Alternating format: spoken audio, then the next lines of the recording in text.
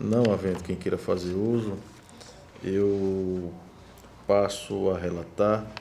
Senhores, eu pautei apenas um processo de representação dentro da sistemática de não adotarmos mais a pauta para processos de aposentadoria.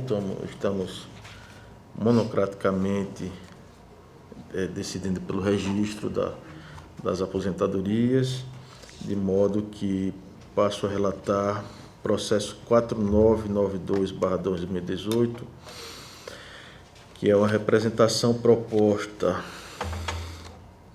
pelo Ministério Público de Contas em face do senhor Hugo Vanderlei Caju, prefeito do município de Cacimbinhas, e se reporta irregularidades supostamente cometidas no exercício financeiro de 2018.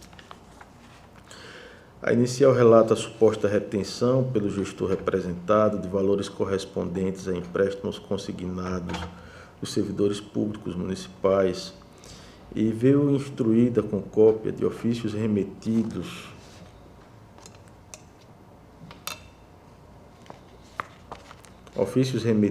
pela Caixa Econômica Federal, informando inadimplência no montante de R$ 25.939,40, valor atualizado até a data de 23 de abril de 2018. O Parquê de Contas conclui a representação com pedido de medida cautelar para determinar ao representado a quitação dos valores retidos no prazo de 15 dias, a fim de evitar maiores danos ao patrimônio municipal. Considerando a autoria da representação, os autos não tramitaram pelo próprio Ministério Público de Contas. Esse é, em síntese, o relatório. Com a palavra ao Ministério Público de Contas. Senhor presidente, senhores conselheiros, trata-se de representação que foi intentada pelo colega Rafael Alcântara, quando me substituía na primeira Procuradoria de Contas, em face do prefeito municipal de Cacimbinhas. Em linhas gerais, eu vou ler aqui alguns trechos da representação. Ele menciona que essa representação ela teve origem em um ofício recebido que veio oriundo da presidência, em que a Caixa Econômica ela retrata que alguns repasses que seriam devidos à instituição financeira não estariam sendo veiculados por alguns municípios, que estariam atrasando esses repasses que são decorrentes de empréstimos, financiamentos, que aí a instituição financeira ela acaba realizando um convênio com as prefeituras de modo que haja o desconto em folha. Então, a fim de obter os dados mais atualizados quanto à inadimplência de municípios e institutos de previdência, oficiou-se a Caixa Econômica e foi constatado que a Prefeitura de Cacimbinhas, até o dia 23 de abril de 2018, ela tinha um débito de R$ 25.939,40. Dessa forma, o município, ao descontar dos vencimentos do servidor determinada quantia a título de empréstimo consignado, atua como mero depositário dos valores que pertencem à instituição financeira e não podem ser computados como receita pública. Cabe ao município, pois, determinar o repasse das retenções à instituição financeira nas condições ajustadas. A prática da retenção, haja ou não cômputo de tais valores, como receita pública ou ainda o emprego em destinação diversa, configura ato praticado com grave violação à norma de natureza contábil, ensejando o sancionamento pelo Tribunal de Contas. Em seguida, o colega trata do cabimento da representação, que se ajusta ao artigo 43 da nossa lei orgânica, e também ele trata dos diversos indícios de ilegalidade que justificariam a admissibilidade desta representação. Ele menciona que é prática comum aos municípios celebrar esses tipos de convênio para permitir a concessão de empréstimos consignados aos servidores públicos municipais. Nesse caso concreto, ficou evidenciado através do expediente encaminhado pela Caixa que a Prefeitura não vem repassando esses valores. E aí a ausência desse repasse à instituição financeira pode gerar a responsabilização do próprio município ante a eventual negativação do servidor em cadastros de proteção ao crédito. Quando ele deixa de repassar a parcela, ele será considerado inadimplente, uma vez que a dívida foi contraída, e tal fato pode gerar inclusão no SPC, no Serasa e assim por diante. E ele traz algumas decisões em que se reconheceu a responsabilidade objetiva do ente público em casos que tais. Uma do TRF da Terceira Região, em que se menciona, nos termos do acórdão, que seria incontroverso, não obstante os valores terem sido descontados do vencimento do apelante, com vistas ao pagamento do mútuo, que não cumpriu com a sua obrigação o município, apelado, ao deixar de repassar a quantia. Se o município debita o valor e não transfere, não é o funcionário que deve arcar. Trata-se, em verdade, de responsabilidade solidária da Caixa Econômica e do município da Americana. Num outro julgado, do Tribunal de Justiça de Minas Gerais, da mesma maneira, em ação de indenização, restou comprovado que o município deixou de repassar para o banco o valor descontado, gerando a negativação e deve responder objetivamente pelos danos morais causados. Então vejam que essa conduta pode gerar prejuízos ao município, tanto em relação ao valor nominal não repassado e, eventualmente, até a indenização de danos morais para os servidores. Então, a conduta omissiva do agente ao não repassar os valores enseja a obrigação do pagamento de acréscimos pecuniários, juros, multa, correção, a serem suportados pela municipalidade, gerando, inclusive, um grave prejuízo ao erário.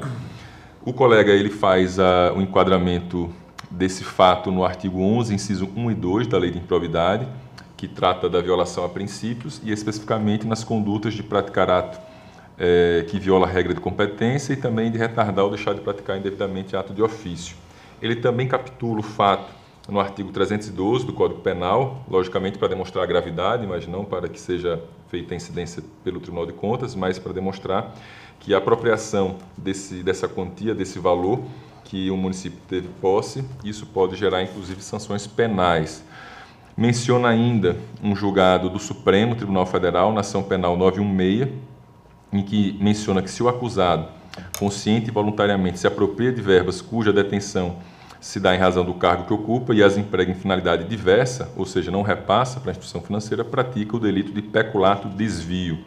E aí, no caso, mencionou que o município era mero depositário das contribuições descontadas dos contra-cheques dos servidores para pagamento de empréstimos. E aí o acórdão menciona ainda que, nada obstante a crise financeira por que passava o município, a contratação de pessoal e repasses voluntários a instituições não governamentais impedem a configuração dirimente de inegibilidade de conduta diversa. Nesse caso, a pretensão punitiva foi julgada procedente e o acusado foi, inclusive, condenado criminalmente. Além disso, diante das violações que a gente vislumbra, tanto em relação à improbidade quanto no aspecto penal, então não há dúvidas quanto à necessidade da viabilidade do recebimento da presente representação, tendo em vista que nós já podemos imaginar ou cogitar de um ato praticado com grave infração à norma legal ou regulamentar de natureza contábil, financeira, orçamentária, operacional e patrimonial, que são os termos do artigo 207, inciso 2. Também podemos qualificar no inciso 3, no caso de ato de gestão ilegítimo antieconômico, e isso poderia, inclusive, gerar a irregularidade em relação a esses valores com a condenação ao ressarcimento. Por fim, senhor presidente, o parquet pede a esse colegiado que haja o deferimento de uma medida cautelar em que se determine ao representado a quitação desses valores que foram retidos e desviados de sua finalidade no prazo de 15 dias para evitar maiores danos ao patrimônio público e também outros inconvenientes aos servidores. Também pleiteia, na mesma oportunidade, que seja constada a penalidade ou a possibilidade dele ser, inclusive, afastado do cargo ou ter seus bens bloqueados caso descumpra a medida cautelar. Requer ainda a submissão ao pleno, para que o pleno determine a apuração dos fatos e o aprofundamento da instrução. Em seguida, a abertura de prazo para que o representado apresente suas razões defensivas, evoluindo em seguida a diretoria técnica para que ela faça análise dos fatos e da documentação que venha a ser juntada aos autos, e aí proceda a instrução e se manifeste conclusivamente, e, ao final, determinar o gestor que repasse os valores à Caixa Econômica para que esses acréscimos todos, e também de forma que esses acréscimos todos que tenham sido decorrentes do atraso, como juros, multas, sejam suportados pessoalmente pelo próprio gestor que motivou o atraso injustificado. Além disso, requer a aplicação de multa e que seja o resultado final do julgado acostado à sua prestação de contas. Então, senhor presidente, em linhas gerais, é essa manifestação do Ministério Público que eu ratifico em todos os seus termos. Pois bem, a presente representação atende aos requisitos constantes no artigo 42 da Lei Orgânica do Tribunal de Contas do Estado de Alagoas, combinado com o artigo 190, caput, e 191 do Regimento Interno do Tribunal de Contas do Estado de Alagoas. Conforme se depreende do teor da peça inicial, as irregularidades apontadas referem-se a gestor do município de Cacimbinhas no exercício financeiro de 2018, o que se enquadra na hipótese normativa disposta no inciso 1 do artigo 2º do Regimento Interno da Casa. O expediente em referência contém identificação do representante, está dirigido em linguagem clara e objetiva, aponta elementos de convicção e encontra-se acompanhado de indícios de prova da irregularidade e ilegalidade apontadas às folhas 02/06 da inicial. Assim sendo, pela contraposição legal retromencionada e mais o que dos autos constam, entende-se por restarem satisfeitos os requisitos necessários para legitimar o conhecimento desta representação, consoante o artigo 43 da Lei Orgânica e o caput do artigo 191, em seu parágrafo 1º do Regimento Interno desta Casa. Ultrapassada a verificação dos pressupostos de admissibilidade, cumpre-se verificar se as questões propostas pelo representante têm bases suficientes para justificar o prosseguimento do feito e apuração das irregularidades apontadas. Então, passamos ao mérito do juízo de cognição sumária. Observa-se que os questionamentos levantados pelo representante dizem respeito a suposto atraso no repasse de valores correspondentes a empréstimos consignados contraídos por servidores públicos municipais em descumprimento às cláusulas dos convênios pactuados com a Caixa Econômica Federal. É disso que, na prática administrativa, na consignação de vencimentos ou consignação em folha consiste no desconto de determinada importância na folha mensal de pagamento do servidor público em razão de obrigações contraídas com a administração ou terceiros habilitados.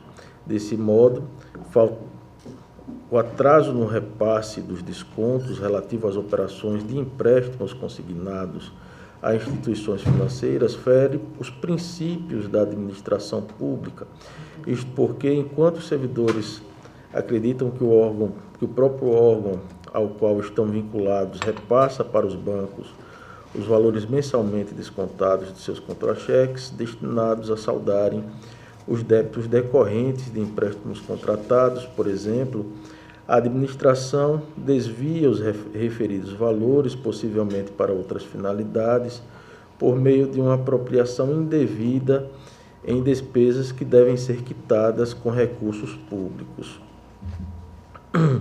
Note-se que a retenção indevida dos descontos podem ser a inscrição dos nomes dos servidores em listas e cadastros de maus pagadores mantidas pelos órgãos de proteção de crédito. Os valores consignados não se confundem com as receitas da administração. Na verdade, são receitas, extra-orçamentárias, são receitas da administração, são ingressos, a doutrina fala que são ingressos, mas classificadas contabilmente como receitas extra-orçamentárias que não integram o patrimônio da administração. Pelo contrário, as quantias ostentam caráter privado, tendo em vista serem subtraídos dos vencimentos do servidor. A atuação do gestor responsável, portanto, deve ser de mero depositário e repassador das verbas que desconta dos servidores, nos exatos termos dos convênios firmados com as instituições financeiras. A retenção destes valores, portanto, caracteriza grave irregularidade de natureza financeira e contábil. Uma vez celebrado o convênio e tendo se comprometido com o repasse, a administração passa a ser responsável pela efetividade da transferência. A ausência de repasse constitui conduta complacente contrária à lisura do munus público. e, apesar de ausente nos autos cópia do diploma legal que dispõe sobre autorização para desconto de prestações em folha de pagamento dos servidores públicos municipais, a regra geral é de que a principal obrigação do ente público é de efetuar os descontos autorizados pelo servidor em folha de pagamento e repassar o valor correspondente à instituição consignatária, na forma e no prazo previstos em regulamento próprio, a exemplo do que prevê o Decreto Estadual de número 12.565, de 23 de abril de 2011, em seu artigo 15, segundo o qual os valores consignados em folha de pagamento deverão ser creditados pelo Estado, nesse caso, em favor das signatárias.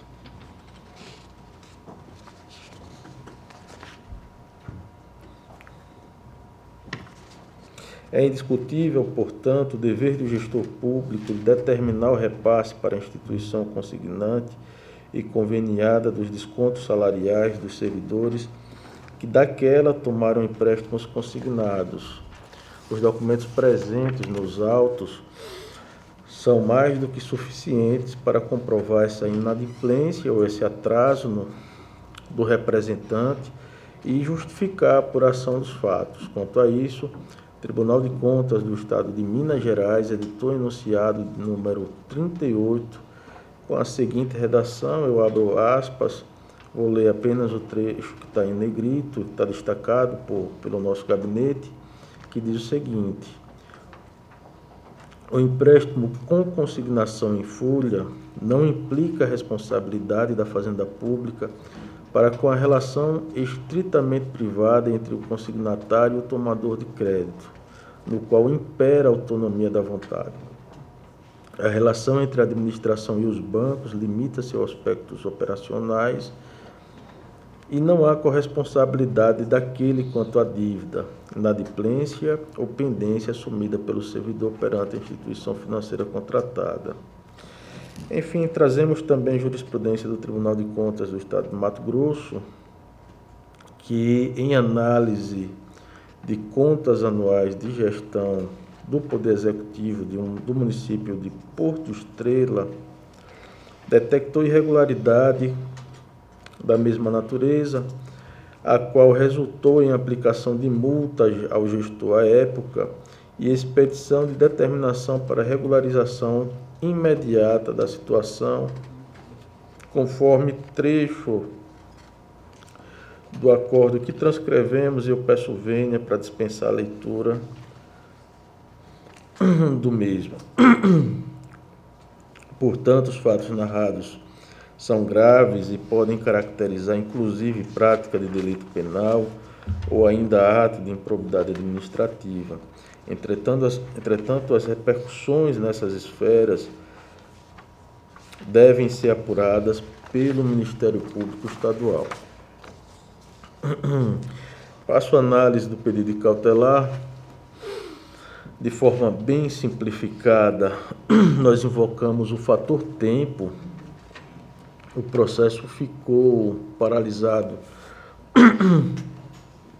por mais de um ano em outros setores do tribunal.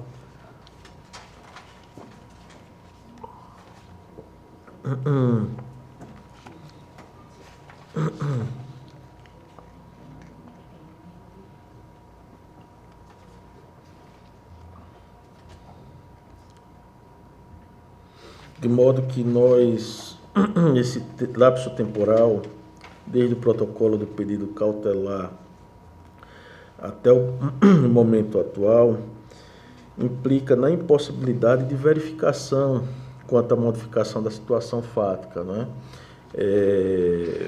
Nós, como o gestor não foi notificado até o presente momento para apresentar qualquer tipo de justificativa, esclarecimento,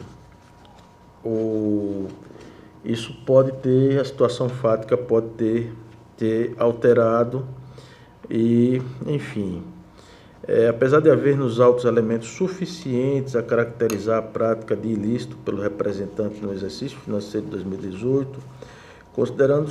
considerando-se o lapso temporal entre a abertura do processo até a presente data, tem-se como incerta a manutenção da situação fática que motivou o pedido de concessão de cautelar, o que afasta a pertinência dos documentos acostados nos autos para a concessão da mesma. Sem informação atualizada da situação, corre-se o risco de emissão por este Tribunal de Contas de provimento incapaz de produzir os efeitos pretendidos e assim deixo para momento posterior a apreciação do pedido de cautelar como formulado somente após a manifestação do gestor nos autos, né? Determinando desde já que seja oficiado a Caixa Econômica Federal, no sentido de que esta informe se a inadimplência do município de Cacimbinhas ainda persiste. Então, senhores, passando ao voto, eu trago um voto no sentido de conhecer a presente representação na forma do artigo 193 e seguintes do Regimento Interno da Corte, em citar o senhor Hugo Vanderlei Caju, prefeito do município de Cacimbinhas, no exercício financeiro de 2018, para que no prazo de 15 dias apresente defesa em relação às alegações suscitadas na presente representação, oficiar a Procuradoria-Geral do município de Cacimbinhas, também para que no prazo de 15 dias informe quais providências foram adotadas para sanar as irregularidades constatadas, seja oficiado a Gerência Regional da Caixa Econômica Federal em Alagoas, para que no prazo de 15 dias informe se a situação indicada no ofício em referência foi regularizada, e por fim determinar que após cumpridas as diligências determinadas e transcorrido o prazo de 15 dias, sejam remetidos os autos à Diretoria de Fiscalização Municipal para a instrução do feito e emissão do competente relatório. Como eu estou votando e coloco a matéria em discussão, gostaria de deixar também o Ministério Público bem à vontade, se quiser se manifestar em defesa da cautelar, que por hora entendemos não cabível, né, por uma questão de contracautela. Queria deixar o Ministério Público bem à vontade para... Senhor Presidente, já que Vossa Excelência facultou a oportunidade, eu apenas ponderaria que, como o pedido é no sentido de determinar a quitação dos valores, ela seria apenas uma determinação justamente para a gente evitar o tempo que passou, para não perdermos mais tempo, já que o processo ele acabou se alongando em alguns setores, e obviamente que se já tivesse a quitação, ela seria inócua, não teria efeito algum, mas sem fazer nenhuma outra determinação mais gravosa, a questão de afastamento, do bloqueio, sem fazer essa advertência no sentido do descumprimento dela, já que seria um ato inicial, mas pelo menos já aproveitaria o ensejo para determinar o cumprimento apenas para fins de celeridade e uma tutela efetiva em relação ao objeto. Seria apenas nesse sentido que eu faria essa pontuação, senhor presidente, e agradecendo pela oportunidade. Continua em discussão. Encerrada a discussão, conselheiro Fernando, como vota? Acompanho Vossa Excelência. Conselheiro Alberto, como vota? Senhor presidente, eu acho que eu ficaria mais à vontade se o conselheiro Sérgio pudesse, porque ele ficou mais a par do processo. Vossa Excelência não acompanhou o voto não na acompanhei integralidade. o voto, perfeito. Eu lhe agradeço, peço desculpas. Conselheiro Sérgio, como vota? Acompanho Vossa Excelência, senhor presidente. Aprovado. Conselheiro Fernando, o senhor é muito bem-vindo nessa Câmara, mas sei que o senhor tem outros compromissos também junto ao Tribunal e gostaria de deixá-lo à vontade, caso Vossa Excelência... Eu tive a informação agora do eminente conselheiro substituto Alberto, que tem 2 processos da relatoria dele, que Vossa Excelência está impedido. Então, eu poderia continuar, se Vossa Excelência achar por bem que concluir esse processo. Com certeza. Senhores, minha pauta fica encerrada. Eu passo a palavra ao conselheiro Alberto para relatar. Eu, senhor presidente, apenas solicitaria que o conselheiro Alberto pudesse inverter a pauta dele para relatar primeiramente os processos em que eu esteja impedido, de modo que eu transmito a presidência Eu sei. da sessão ao conselheiro Fernando Toledo. Eu não sei nem se regimentalmente... Vossa Excelência apenas não votaria. Deixa aqui, vou retirar também. Mas eu me sinto Aí também... eu tenho que assinar no caso da votação. Teria né? que assinar. Eu estaria impedido Eu não sabia ler. para conduzir o voto. Conduzir o julgamento, perdão.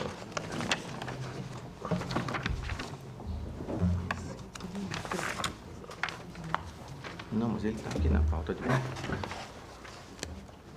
precisa mexer em nada, não. Entendeu?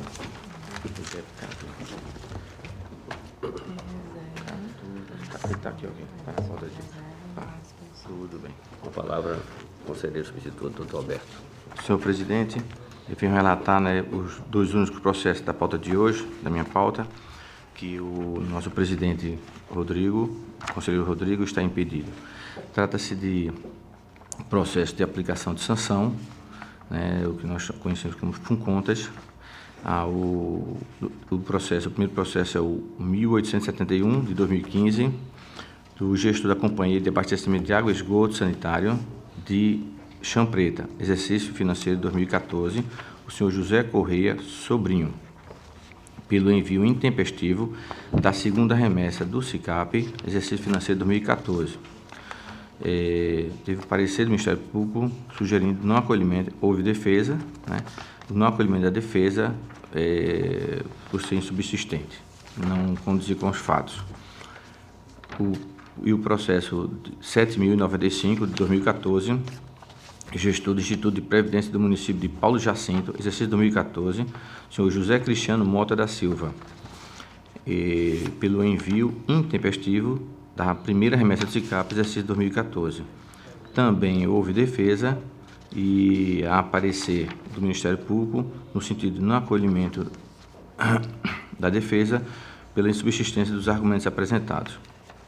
E dessa forma, eu, estando o conselheiro Rodrigo impedido, eu voto no sentido que essa segunda Câmara decida aplicar a multa mínima de seu PFAUS aos gestores já relacionados, cientificar do inteiro da decisão desta Câmara, para que no prazo de 15 dias, após o trânsito julgado, proceda o pagamento da multa, alertar que o não pagamento da multa no prazo fixado implicará na comunicação à Procuradoria-Geral para posterior ajuizamento da execução, cientificar o FUNCONTAS da liberação e dar a publicidade para o fim de direito, senhor presidente. É assim que o meu voto nesses dois processos. Com a palavra, Ministério Público. Senhor presidente, senhores conselheiros, foram relatados dois processos, FUNCONTAS. O primeiro é 1871/2015 e o outro 7095. Nos dois houve a manifestação ministerial, conforme o eminente relator destacou, no sentido da aplicação da multa, tendo em vista que a defesa apresentada ela não foi acompanhada de provas das alegações que o gestor teria indicado como justificativas para impossibilitar o cumprimento dos prazos. Por essa razão, senhor presidente, eu ratifico os dois pareceres no sentido da aplicação da penalidade. É o parecer. Em discussão? Vossa Excelência está trazendo proposta de voto nesse caso, né? Nesse caso não, porque como ele está impedido, o quórum mínimo são 3. Mas mesmo sendo proposta de voto, eu já convocaria Vossa Excelência para que pudesse apresentar o voto. Muito obrigado, senhor presidente. Portanto, encerro. Coloco em discussão ainda, continua em discussão. Encerro a discussão, coloco em votação. Os conselheiros que acompanham o voto do relator permaneçam como estão. Aprovado. Gostaria de solicitar, então, o presidente da segunda Câmara, o conselheiro Rodrigo, que voltasse a assumir, agradecendo a gentileza de ter sido recebido por essa Câmara. Muito obrigado.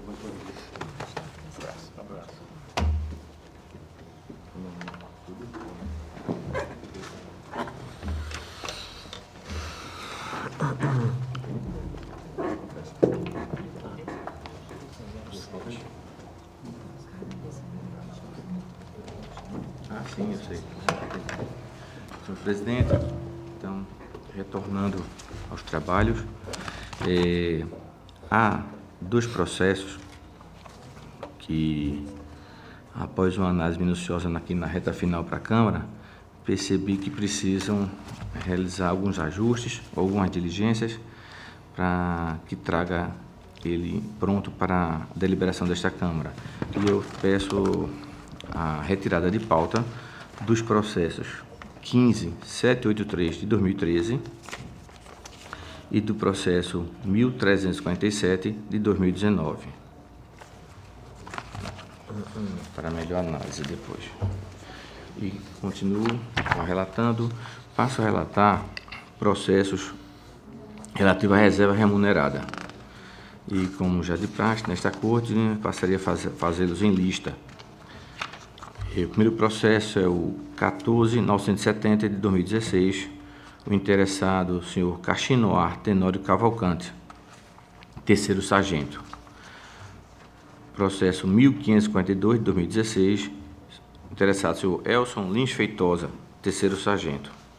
Processo 2812 de 2016, o senhor Wellington Vieira Duarte, segundo tenente.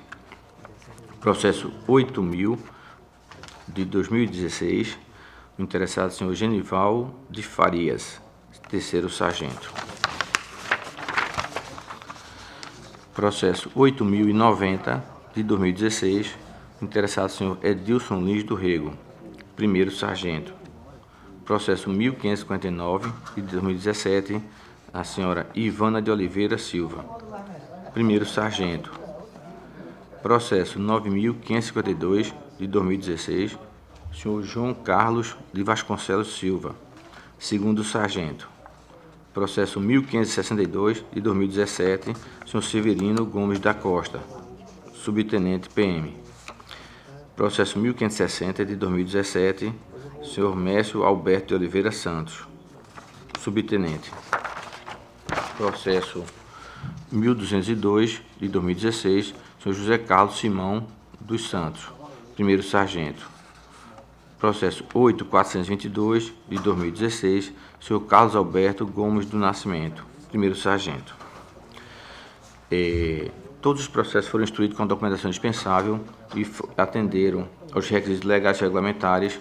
O Ministério Público de Contas se manifestou pelo registro da concessão para transferência remunerada, reserva remunerada, e nesse sentido eu voto para que seja ordenado o registro dos atos de concessão de transferência para reserva remunerada, de acordo com os requisitos legais, já todos expostos, da ciência da certidão ao Alagoas Previdência, destacando a necessidade de realizar a devida compensação financeira quando haja contribuição para mais de um regime previdenciário, da publicidade à presente decisão, com a devolução dos autos à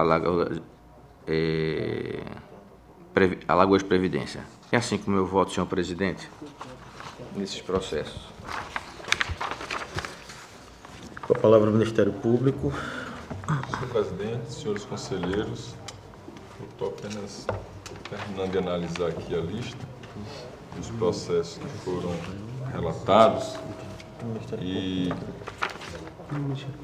aproveitar o ensejo para tocar uma questão que eu sei que ainda acho que existe alguma discussão em relação à questão do registro direto pelos próprios conselheiros substitutos, mas no meu entendimento eu não vejo obstáculos para isso e eu até parabenizo o conselheiro Rodrigo pela iniciativa de não trazer mais os processos para a Câmara e logicamente que isso aí não é nenhum juízo de censura ou de qualquer coisa que o valha em relação ao conselheiro Alberto, porque eu entendo que haja ainda que se aperfeiçoar alguns mecanismos, mas eu acho muito importante uma evolução e talvez um debate nesse sentido, de que independentemente da qualidade, esses processos de registro, eles têm uma celeridade aqui na Corte, porque a gente acaba tendo a possibilidade de analisar outras questões que, no meu ponto de vista, se a gente for analisar de forma até mesmo estatística, tem um resultado maior, um retorno maior para a sociedade. Eu, inclusive, lá na primeira Procuradoria, tenho adotado uma sistemática de análise muito mais, digamos, expedita dos atos de aposentadoria por meio de um parecer simplificado, inclusive utilizando mecanismos automatizados para que a manifestação ela saia mais rapidamente possível lá do gabinete. Mas apenas uma consideração que eu faço em geral, nessa perspectiva de colaborar, né, se for esse o entendimento e o sentimento da Corte, para o aperfeiçoamento dos trabalhos.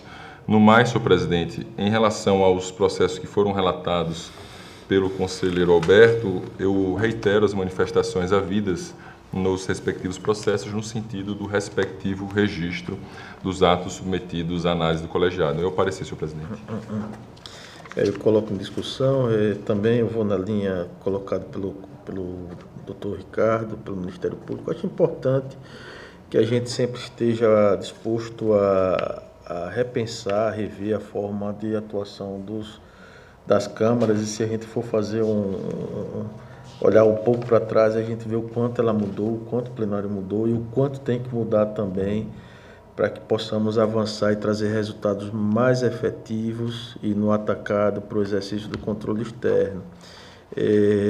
Nós temos uma resolução recentemente de cerca de 2 anos, que faculta, de fato, não obriga o relator, mas faculta a decidir monocraticamente pelo registro dos atos de aposentadoria, de pensões, reformas, qualquer ato que leve para a inatividade o servidor ou militar, e quando a manifestação dos órgãos de instrução da Casa são pelo registro do ato. E, surpreendentemente, o Ministério Público de Contas também, dentro dessa linha de simplificação, o mundo atual ele está cada vez mais dinâmico, mudando numa velocidade incrível e exigindo que nós não percamos muito tempo em sessão, em plenário, com aquilo que acaba sendo, né, apesar de ser uma competência constitucional, mas para o exercício do controle externo acaba sendo algo que traz uma repercussão menor. Concordo com o doutor Ricardo quando ele fala que existem outros instrumentos que nós precisamos aprimorar bastante, né, para trazer essa efetividade, trazer também um volume de processos de controle externo dentro desse contexto de modificação do cenário nos entes públicos, que possa contribuir para esse aprimoramento da máquina pública, ou então contribuir para essa transformação, ainda que tardia, no estado, eu falo estado de Alagoas, municípios, basicamente, essa transformação de um modelo de administração que a gente constata que ainda é muito patrimonialista, né? E o Brasil lá fora está avançando a passos largos num modelo que já ultrapassou aquilo que é burocrático, o modelo de administração pública burocrática, e atuando numa administração já gerencial, uma administração com busca de resultados, né, com foco nos resultados, na qualidade do serviço público que é prestada, sem deixar de ser a administração pública. Então, eu acho que esse é um grande desafio que nós temos pela frente, né? E esse desafio ele passa por repensarmos a todo instante o nosso papel aqui, o papel das câmaras, do plenário, e a forma como nós atuamos junto a estes órgãos colegiados do tribunal. Então, essas colocações eu até me alonguei, fugindo um pouco da discussão do processo, mas a discussão mesmo do aprimoramento da instituição, e mantenho em discussão, caso o conselheiro Alberto queira se manifestar também quanto a esses pontos que foram iniciados pelo Ministério Público, que nós aproveitamos para colocar nossas ideias quanto ao que nós precisamos para o futuro, né? Mas e dizer também que Vossa Excelência está trazendo algo que realmente é uma faculdade mesmo do relator trazer para a deliberação em plenário. Senhor presidente, eu queria rapidamente, reforçando também os argumentos trazidos pelo representante do Ministério Público de Contas e Vossa Excelência, e os quais eu já registro aqui que acompanho, que concordo, é dizer que o fato do conselheiro relator decidir monocraticamente traz o mesmo efeito, a mesma eficácia e efetividade a esses atos. Então, não muda em nada. Muito pelo contrário, aumenta os custos do Tribunal de Contas. Não só custos financeiros, mas custos com recursos humanos, com tempo e tudo mais. Então, eu sei que tem alguns conselheiros ainda que são relutantes nesse sentido de decidir monocraticamente em relação a esses processos. Mas eu gostaria também de fazer o registro que eu componho a primeira Câmara dessa Egrégia Corte de Contas, e lá todos os componentes já fazem no caso dos atos de aposentadoria, todas as decisões são monocráticas, a gente ainda não traz para a deliberação na Câmara esse tipo de processo. Era só esse registro, senhor presidente. Obrigado. Senhor presidente, muito bem-vindo à lembrança do Dr. Ricardo, sempre brilhante, entendeu? E realmente isso ocorre às vezes o costume, né? A gente segue naquela vida do costume e esquece às vezes de aplicar um mecanismo realmente mais célere, mais moderno, entendeu? E muito bem-vindo à lembrança, agradeço ao Dr. Ricardo, viu? Muito obrigado. Encerrada a discussão, em votação, o conselheiro Sérgio, como vota?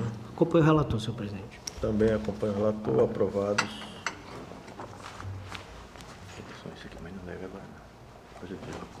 Senhor presidente, então, dando continuidade, passo ainda, continuo a relatar agora aos processos de auxílio pensão por morte. E também da mesma forma, em lista, né? Então, inicio com o processo 9.513 de 2017, com a beneficiária a senhora Maria Aparecida de Oliveira Ramos Monteiro, cônjuge, do ex-segurado Antônio Monteiro de Souza Filho, ex-policial civil.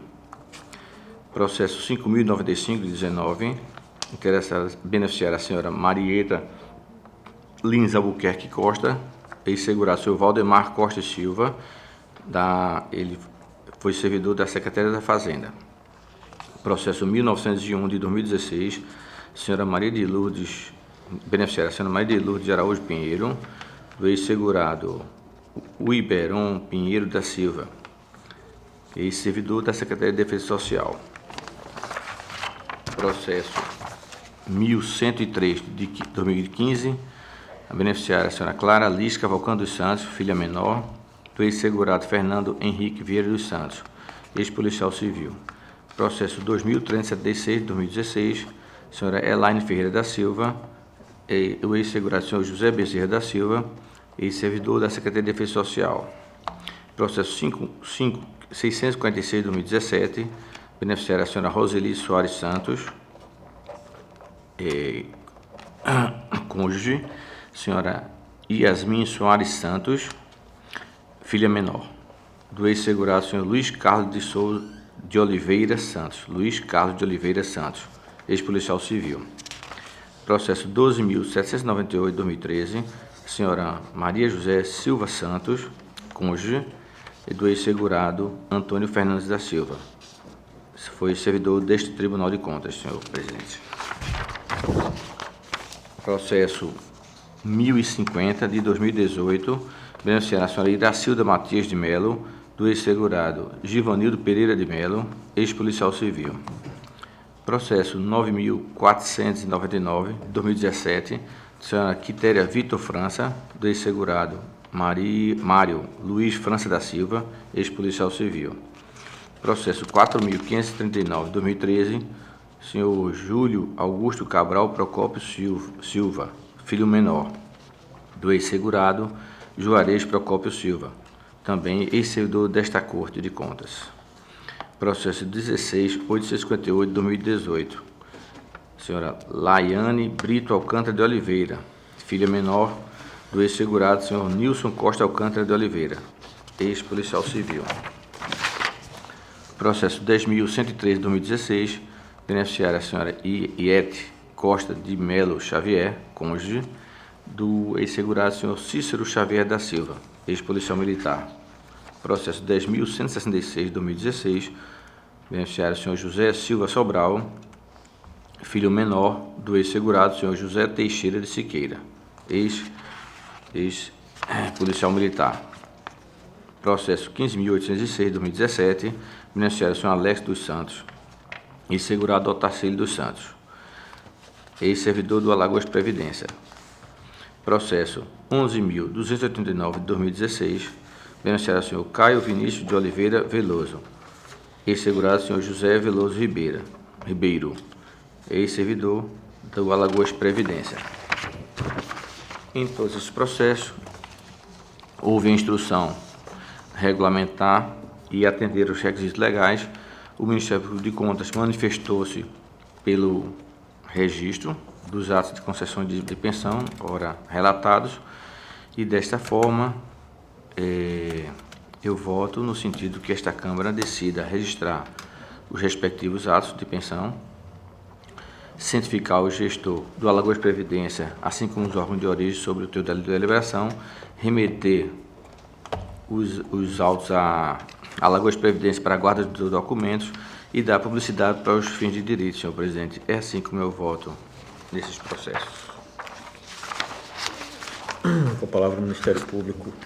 Senhor presidente, nesta oportunidade eu ratifico as manifestações ministeriais havidas nos respectivos processos no sentido do registro de todos os atos. É o parecer. Em discussão, não havendo discussão e votação, o conselheiro Sérgio Acompanho o relator, senhor presidente. também acompanha o relator. Aprovados. Senhor presidente, sem mais processos, esgotada a pauta. Senhores, conselheiro Sérgio Não tem pauta, senhor presidente. foi convocado apenas, não tem pauta, né? Foi convocado apenas para completar o quórum. Eu queria facultar palavras a vossas excelências para quem queira fazer uso da mesma. Não havendo quem queira fazer uso da mesma, declaro encerrada a sessão.